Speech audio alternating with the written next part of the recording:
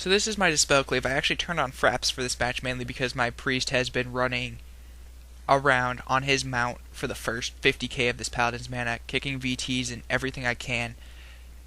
The nice thing about this is, if they're going to kill anyone on our team, it is the Paladin. Or my Priest. If they sit anyone else, no matter what, we're going to win. Freedom comes off cooldown. Technically, he probably could have continued his kite a little bit longer, just sat there with Paladin heal tanks, and then continued on his mount. Just to keep kiting, because they do want to sit my Priest.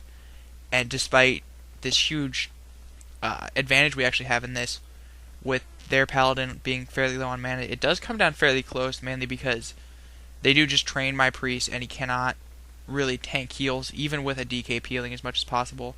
To get anything, there's a Hodge on my Priest, and he's going to intercept, still going to DR, and generally should keep my Priest fairly clean for the next bit, and he's going to top himself off. I make sure to keep chains on as many targets as I can, focus chains on the warrior or the Priest. I should be switching it for every time I switch targets, but it should be on the Priest for most of the match because he's the one I need to be kicking. Other tricks is just grip his charge, stun his intercept, or vice versa.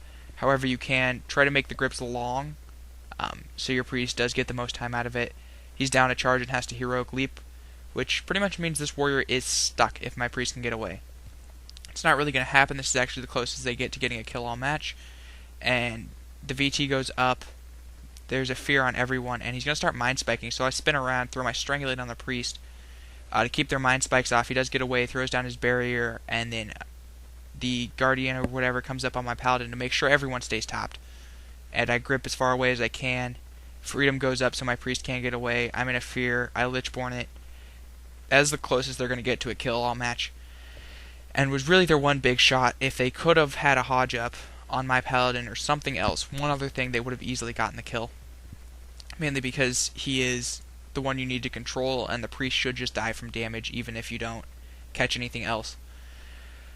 Anyway, basically the warrior's been out of position, and he charges through 2 desecrations, ends up switching to intercept my Priest, and I'm going to have to grip him back. I throw my Gargoyle up to put some pressure because he is out of charges. And had this Priest been my focus, I would have been able to kick that last Mind Flay, and he would have snuck away.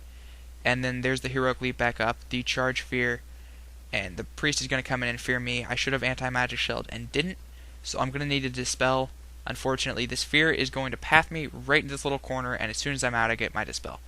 So, a little bit of bad play on my part, just from the whole setup of that, and that could have been an opportunity, but it really wasn't.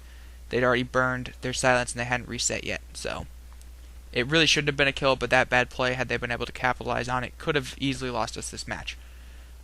Accidentally Dark Sim the warrior, but it didn't really matter. I was trying to get the fear the Priest just threw up, but I was shelled, my Priest was warded, and we Aura Mastery Hymn of Hope, which will give us a lot of mana back, just because we are actually falling behind in this match. This Paladin is doing a really good job, mostly because my pet was on him at the start. I grip interrupt his flash, he pulls out his Guardian, which he's going to have to use for that flash heal, and possibly his Word of Glory, Holy Shock, which went off, and then just rely on his MP5 and Divine Plea if he can get it off.